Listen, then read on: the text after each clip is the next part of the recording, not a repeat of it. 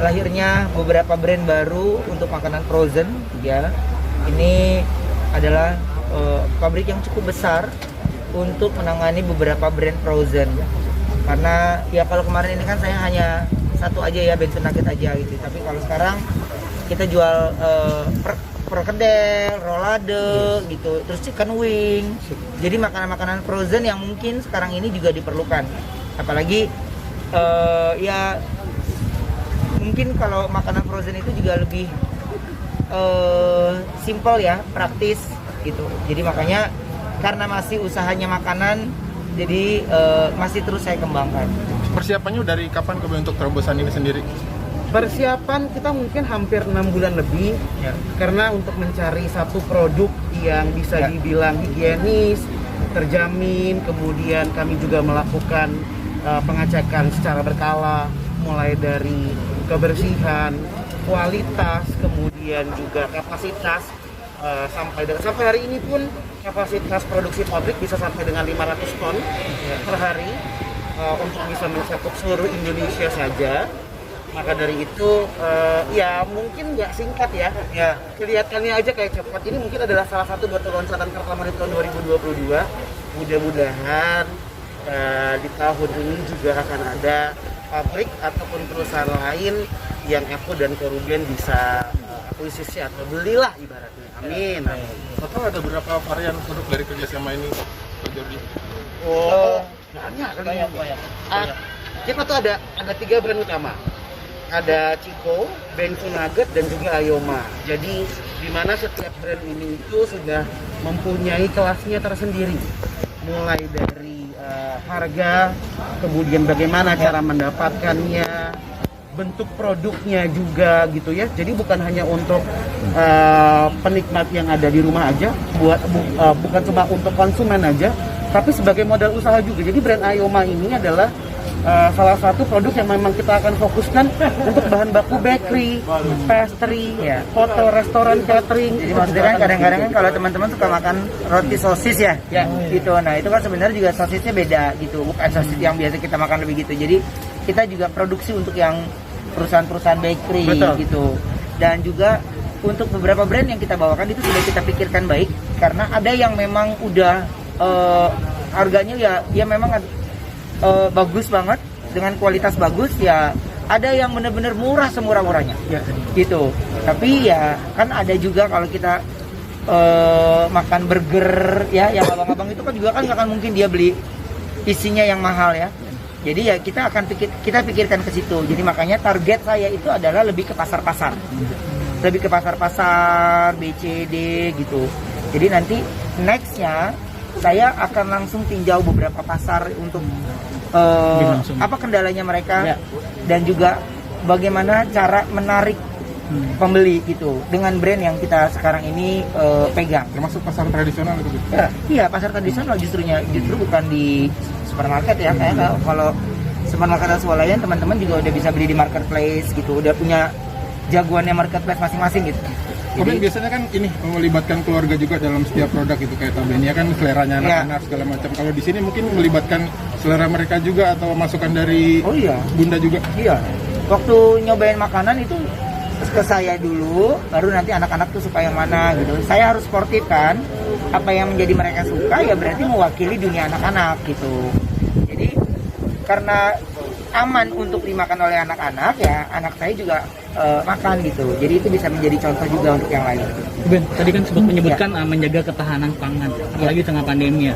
Seperti apa bentuknya, dalam arti masyarakat itu kan cukup worry juga dengan di tengah pandemi, makanan yang sehat, berkualitas dan sebagainya. Apakah ini salah satu bentuk dari PPP sendiri untuk masuk dalam bantu pemerintah? Iya, dari semua brand yang kita keluarkan itu sudah ada BPOM MUI-nya. Itu untuk halalnya juga sudah ada. Jadi rasa kekhawatiran dari pembeli biasanya itu awalnya ya. Jadi itu pun sudah tidak usah khawatir lagi. Dari Bensu Nutrindo ini brand-brand yang kita jual ini ada BPOM gitu. Lalu Dan memang bukan cuma di end user aja, bukan cuma pabrik frozen food aja, tapi memang dalam waktu dekat juga gitu kita sedang untuk geprek Bensu sendiri sekarang sudah mulai menanam cabainya sendiri. Gunanya apa? Gunanya adalah untuk tadi ketahanan pangan. Dengan fluktuasi harga yang naik dan turun, kualitas cabai dan juga harga, bahwa kami tidak akan mungkin menaikkan harga secara tiba-tiba. Dengan itu juga untuk frozen food kami sudah mencari beberapa partner yang mungkin akan kita akuisisi juga untuk slaughterhouse, rumah potong ayamnya, di mana bisa menyediakan bahan baku untuk semua frozen food yang akan kita olah dengan harga yang sangat terjangkau. Anyway, untuk Bensu Nutrindo sendiri kita mulai dari 7.000 per kemasan sampai Rp30.000. Paling mahal 30.000. 30.000 terjangkau ya. Ya, Ruben, terjangkau. Ruben dan Jordi ini kan lokasinya di sebuah pusat industri kecil di daerah ini. Apakah ini salah satu bentuk support juga terhadap industri kecil dan menengah? Nah, justru kemarin itu saya lebih banyak fokus ke pabrik pengolahannya. Karena saya pengen tahu berapa banyak orang yang bekerja di dalam sana, seperti apa, dan story dari setiap karyawannya kan juga kita harus tahu ya. Apalagi ini lebih banyak lagi orang-orang yang bekerja di dalamnya gitu. Bahkan ya kalau produksi yang kita produksi dalam satu hari bisa 500 ton, berarti berapa banyak jumlah orang yang kita pekerjakan gitu. Jadi saya lebih banyak meninjau ke pabrik secara untuk eksekusinya. Jadi ini mungkin salah satu bentuk yang kami bisa lakukan untuk Indonesia mengurangi tingkat ya minimal membantu mengurangi pengangguran ya. Jadi mudah-mudahan di pabrik yang kita kepala ini juga ada beberapa orang yang bisa membantu negara ini. Akan ada rencana untuk membangun toko frozen food sendiri? Ada nanti di Jakarta Selatan gitu. Cuman lagi coba-coba aja gitu membangun tokonya karena kan orang masih ragu juga nih ya. Saya nggak tahu juga nih minggu depan apalagi pengumumannya gitu. Jadi untuk acara hari ini aja jadi nggak ya gitu. Jadi masih ragu secara pribadinya, tapi ya semua manusia kan boleh punya rencana, tapi Tuhan udah punya kehendak gitu. Jadi saya percayakan aja dengan positif, makanya impian untuk punya pabrik seperti ini tuh ya sudah yang lama gitu. Jadi makanya saya dan Jordi ini mempersiapkannya benar-benar matang sekali. Jadi dari 6 bulan yang lalu ternyata baru selesai sekarang, dan ya mudah-mudahan menjadi tahun yang bagus buat kami. By the way, aku nambahin, ini bukan pabriknya ya teman-teman. Jadi ini cuma salah satu kantor cabang. Ya, tadinya memang aku pengen banget bisa bawa teman-teman semua untuk datang ke pabrik kita langsung. Terlepas daripada pandemi, kemudian itu harus sangat steril, kapasitas orang juga sangat dibatasi. Kemudian tidak boleh ada kamera ataupun elektrik yang bisa masuk ke dalam area produksi. Jadi rasanya memang lebih baik di salah satu kantor cabang aja, supaya nanti mungkin one day perwakilan salah satu kita bisa ajak keliling tour. Kita ada 3 area produksi, ini adalah salah satu kantor cabang. Untuk produksi kita ada di daerah Cilengsi, dan untuk penyimpanan sampai dengan 500 ton juga itu ada di daerah Jonggol. Kantor OPP sendiri adanya di Kemang, jadi kayak badannya masih dibagi-bagi akhirnya. Jadi ada yang di Kemang, ada yang di Bekasi. Jadi sekarang kita lagi jadi anak Cilengsi, anak Jonggol ya. Jadi lagi sering kesana kan, ngebayang ya lu cuman ngelihat kayak gini aja terus sampai ke Jonggol, gua aja duduk kayak gue pegel ya. Jadi menurut gue kita cari yang terdekatnya aja gitu. Jadi secara itu di sana lebih ya, karena itu areanya lebih kita jaga untuk semuanya, karena karyawan juga yang masuk kita steril juga gitu. Jadi buat saya ya mendingan ya tengah-tengah kota aja lah, lebih gampang. Tambahan sampai hari ini untuk karyawan produksi pabrik itu sudah shiftingnya sudah bukan harian, karena untuk menjaga kebersihan kualitas dari produk kami menyediakan mesh di dalam area produksi. Jadi karyawan yang sudah melalui swab PCR akan menjalankan shiftnya selama kurang lebih 7 sampai 14 hari. Jadi sudah tidak ada akses keluar dan masuk. Maka dari itu sampai hari ini kualitas semua produk dari Ayoma, Ciko, dan Bensu Nugget bisa dibilang terjaga ya. Sedikit kok. terkait banyaknya artis yang mengakuisisi klub sepak bola. Jadi klub ini kok ada niatan kok Ruben sama ke Jordi untuk mengakuisisi sebuah klub sepak bola. Makanya kalau punya pabrik makanan ini ya udah passionnya saya, tapi kalau punya sepak bola lo gue ngapain? Gue ngerti juga enggak, ya kan? Gue mau ngantar anak gue bola ya gue mau ngantar doang, gue nggak ngerti anak gue menang apa enggak juga nggak ngerti, gue denger hasil akhir aja, ya kan? Jadi saya tidak akan mengambil satu bentuk usaha yang saya tidak mengerti. Jadi bentuk kesuksesan buat hidup saya itu adalah mengerti di bidang yang kita jalanin, pasti kita berhasil. Berarti nggak ada kesana untuk fashion. Nggak ada olahraga enggak lah. Nonton aja saya nonton. Tapi ada nawarin nggak kok? Apa? Ada yang menawarkan untuk membeli. Nggak ada juga nawarin kayaknya. Ada yang nawarin ya. Udah tahu kayaknya ya. Gitu ya. Jadi saya lebih tertarik untuk makanan. Ya kalau mungkin tahun ini kan masih panjang, tahun 2022 mungkin punya terobosan apa lagi buat MOP atau OPP gitu? Ya untuk OPP banyak terobosan yang mau kita lakukan karena salah satu brand yang mau kita buka ada di ya syukurnya ada di luar negeri. Setelah terakhir saya punya di Kuala Lumpur kan habis itu lockdown ya. Jadi ada beberapa negara yang pending. Mudah-mudahan tahun ini bisa kembali lagi buka di salah satu negara di Asia lagi. Amin. Jadi lagi terbagi-bagi badannya. Terutama adik saya yang harus pergi ke sana, pergi ke sini, perginya 2 hari, 3 hari karantina 10 hari. jadi ya waktunya banyak di luar gitu.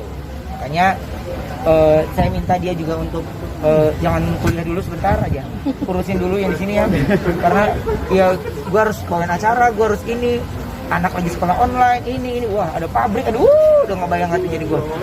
Udah buka WhatsApp aja udah sampai kependem temen gue bawah. Udah nggak nanya-nanya lagi, udah bingung deh, dah. Tapi ya karena ini passionnya jadi seneng gitu, nggak ngerasa capek. Yang di luar negeri geprek bensu aja atau tabelnya atau yang lain juga? Geprek bensu aja. Gitu, ngelanjutin terakhir, saya kan punya di Hong Kong ada 4. Saya ada di Kuala Lumpur, tadinya kan kita membuka di Taiwan, ya, tapi tiba-tiba lockdown. Udah deh, udah bayar sewa, toko nggak buka, jadi kita pindah di negara yang lain. Jordi sendiri untuk vakum di pendidikan gimana nih menjalankan usaha sendiri? Memang sudah direncanakan gitu, apalagi di awal tahun. Awal tahun ini memang perapihan lah untuk mulai dari laporan keuangan pastinya, kemudian ya pasti ada juga pengarahan gitu ya.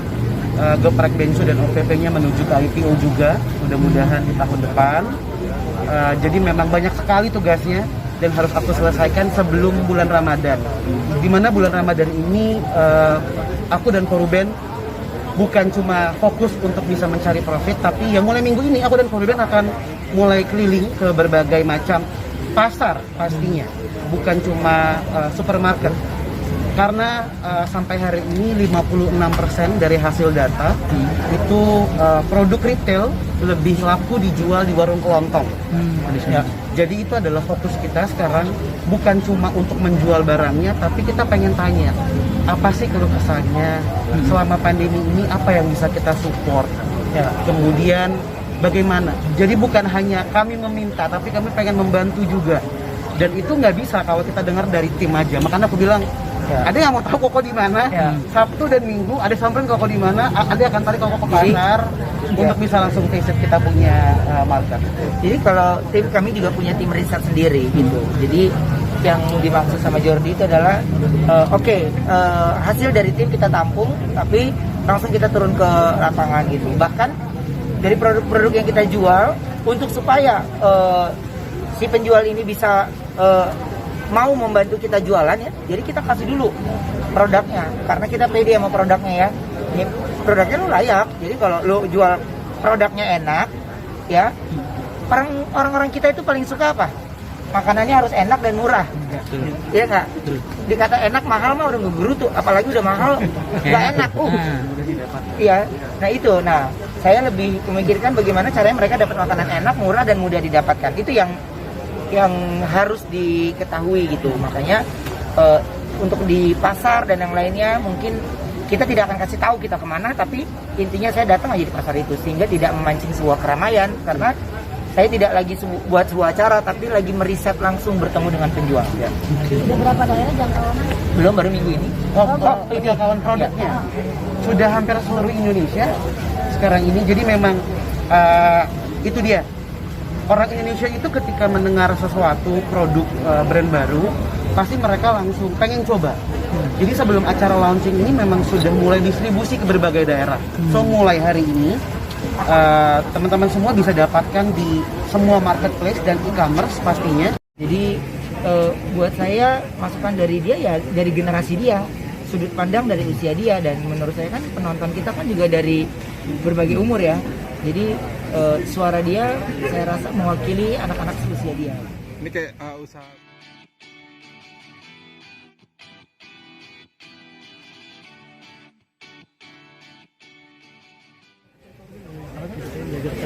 Hal baru tadi tuh yang di Instagram Oh enggak, itu waktu seminggu yang lalu kan dia ikut saya meeting. Saya meetingnya juga kan badannya kan kebagi dua. Kemarin tuh lagi meeting media. Nah, Onyo kan juga lumayan mengerti tentang media ya. Jadi saya nggak pernah minta dia, nggak pernah ini, tapi saya sediakan bangku aja gitu. Ya dia mau duduk silakan, nggak mau duduk juga nggak apa-apa. Tapi dia lebih tertarik mendengarkan diskusi bagaimana ke depan, apa langkah yang mau dilakukan, saya bersama tim. Jadi langkah-langkahnya ke depan itu sudah tertata rapi. Udah mulai sering ngasih masukan juga kok. Masuk aja. Jadi buat saya masukan dari dia ya dari generasi dia, sudut pandang dari usia dia, dan menurut saya kan penonton kita kan juga dari berbagai umur ya. Jadi suara dia saya rasa mewakili anak-anak seusia dia. Ini kayak usaha Koben buat memupuk kemampuan dia, suatu saat nanti Koben istirahat, ya Onyo melanjutkan seperti itu, dilajari dari sekarang seperti itu. Tahu. Kalau saya bilang gini nih, sekarang ayo ngomel-ngomel nih Onyo. Nanti nih Onyo yang di sini ya. Ayo mah diem aja di rumah, tungguin ya. Pokoknya ayo ngomel cuma kalau rugi, kalau untung nggak ngomel. Nah bang, ini kan kalau Onyo kan udah kelihatan jalurnya nih. Kalau Tania tahu jalurnya bakal ke mana? Jalurnya saya maunya mah dokter tetap. Biarin lah kalau dia mau nyanyi sekarang mah belum ngerti kali, ya gini aja deh. Tapi kalau itu mah tetap pengennya nyanyi itu aja lah dokter. Ada ya satu lah yang nyangkut. Kamu masih tiga-tiganya kan nggak ada. Gitu ya kak. Jadi saya kepengen ada dia di kedokteran. Ada apa mungkin dengan dokter? Apa? Ada apa mungkin dengan dokter? Iya karena saya juga lagi ada usaha kesehatan kan gitu. Terus lagi belajar gimana sih caranya punya rumah sakit, kayak apa sih gitu. Lagi belajar gitu. Jadi biar kalau seandainya saya punya rumah sakit ya minimal ada anaknya lah yang megang secara yang dokter juga gitu. Itu sih sebenarnya kepinginnya. Dari Tapi nanti Nagita juga kagum banget sama Tania kalian. Ya. Gitu. Gimana nangkep kita bang? Iya, mungkin karena bawel kali ya, anak umur 2 tahun dia udah sebawel itu gitu. Jadi ya senang banyak disukain gitu. Cuman kan kalau Tania itu dia memang hobinya makan terus kan ya. Saya syukurnya punya anak yang gak susah makan gitu. Jadi kalau dia mah apa aja di meja makan, ayo, dan nggak milih gitu. Kalau Tania dia lumayan pilih. Kalau Tania tuh apa aja yang kita sajikan dia makan aja ya. Terus taruh handphone aja dia udah bisa mencet sendiri, dia tahu kan. Karena cuma tombol kamera doang, video kan langsung.